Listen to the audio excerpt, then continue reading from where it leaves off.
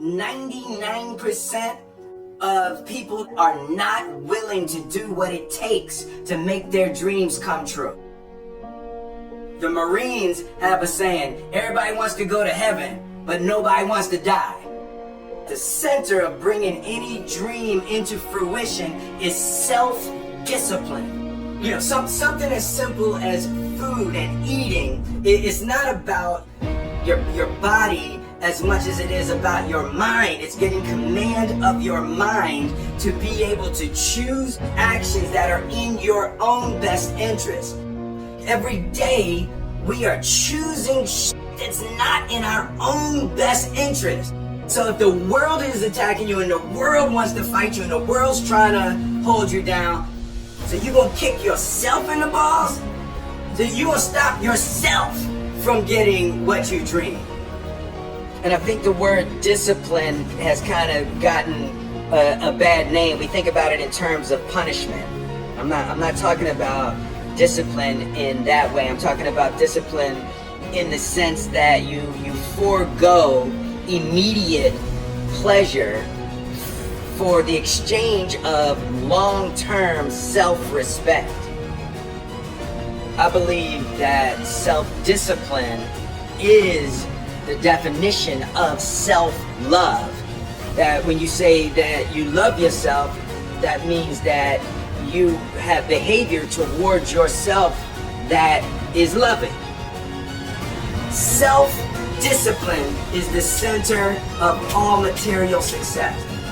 You cannot win the war against the world if you can't win the war against your own mind.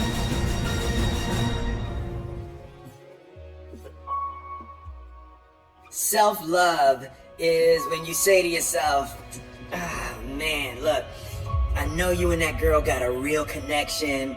I know y'all vibe, but that's your girl's cousin.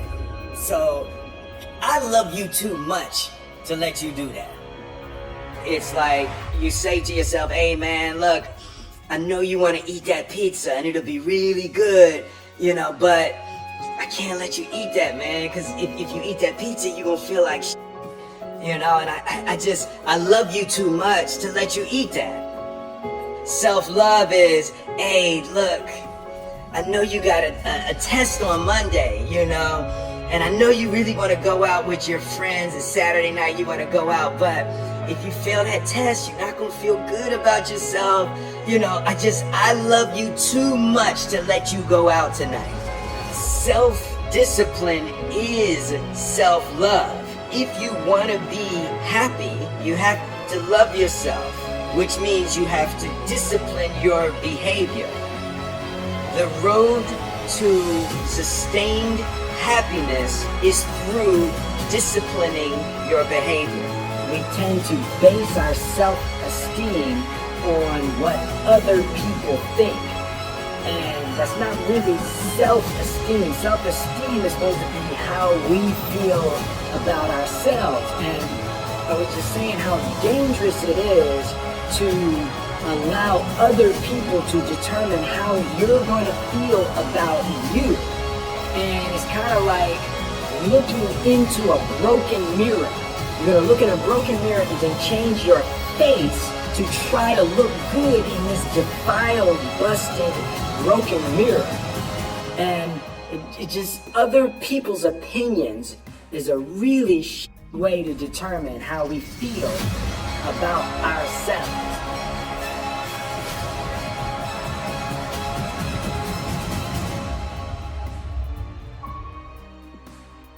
It don't matter whose fault it is that something is broken if it's your responsibility to fix it. For example, it's not somebody's fault if their father was an abusive alcoholic, but it's for damn sure their responsibility to figure out how they're going to deal with those traumas and try to make a life out of it.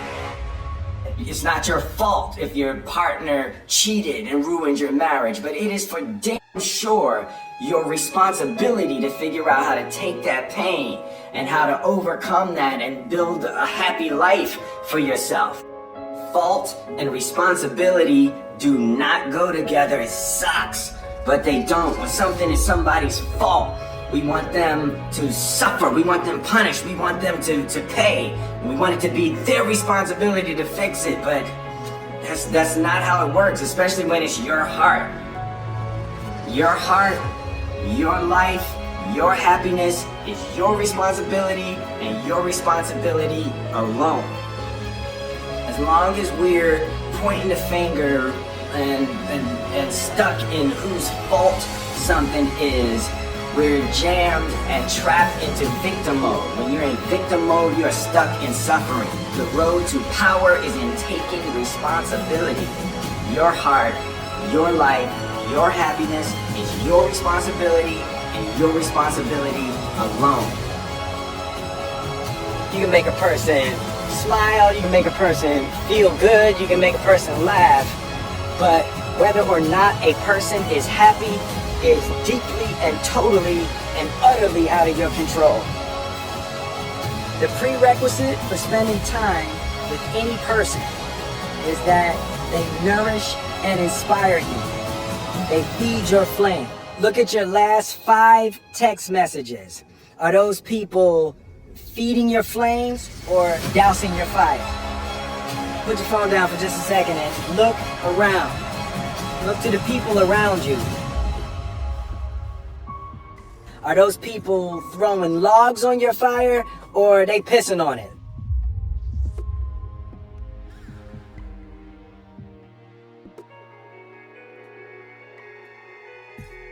I want my life, I want my work, my family, I want it to mean something. And it's like if you are not making someone else's life better, then you're wasting your time. The separation of talent and skill is one of the greatest misunderstood concepts for people who are trying to excel, who have dreams, that want to do things. Talent you have naturally. Skill is only developed by hours and hours and hours of beating on your craft. You don't try to build a wall. You don't set out to build a wall. You don't say, I'm going to build the biggest, baddest, greatest wall that's ever been built. You don't start there. You say, I'm going to lay this brick as perfectly as a brick can be laid. There will not be one brick on the face of the earth that's going to be laid better than this brick that I'm going to lay in this next 10 minutes. And you do that every single day. And soon you have a wall. And soon you have a wall.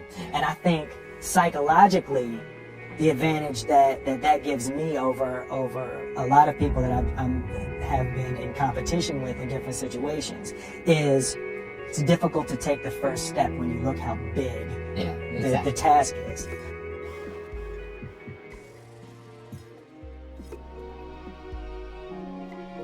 The definition of who I am is very clear to me, and it also redefines who I want to be. In that I know for a fact that I'm stronger than I thought I was. You know, you can't help but ask yourself the question, what would I do if I was in Muhammad Ali's shoes? I'm motivated by fear. I hate being scared to do something.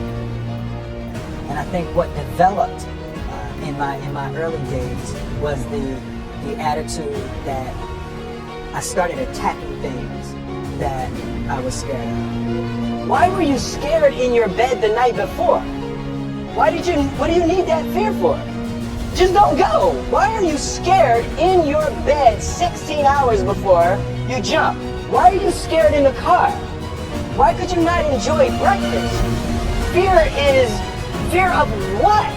You're nowhere even near the airplane. Everything up to the stepping out, there's actually no reason to be scared. It only just ruins your day. You don't have to jump. And then in that moment, all of a sudden, where you should be terrified is the most blissful experience of your life. And God placed the best things in life on the other side of terror.